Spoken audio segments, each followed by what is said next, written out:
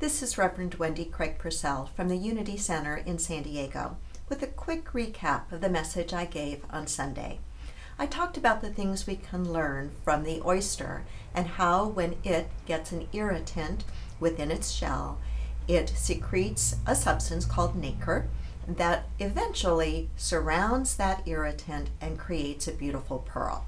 You and I undoubtedly have things that happen in our lives that are annoying, irritating, and frustrating.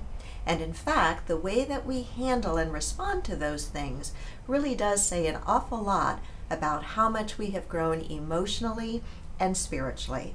I shared a few ideas and a few things we need to remember in how to deal better with those things that we find annoying and frustrating.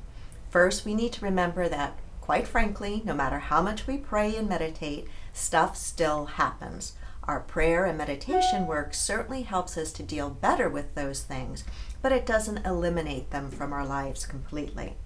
Like the oyster, which already has within it what it needs to deal with that irritant, the same is true of you and me. We do have within us all that we need to meet the situations that we find in our lives. We have many untapped resources, power, and potential within us that we've yet to realize and use. I also talked about how it is our response to what happens that really makes a difference. We do not grow automatically just because difficult things happen in our lives. It's what we add to those difficult things. Can we add some compassion, some understanding, some patience, some tolerance? When we bring those qualities into the meeting of those challenges, then we begin to transform them and can in fact turn them into a blessing, something beautiful. And then finally, I talked about how important it is to realize that, like the oyster, the work happens deep within and does in fact take time. We need to be patient with ourselves.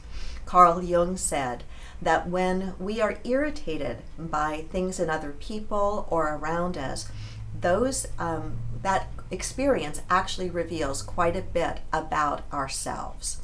I hope you take a look at the things that you find irritating, frustrating, or annoying this week and learn how to respond to them in a different, more positive, growth-producing way.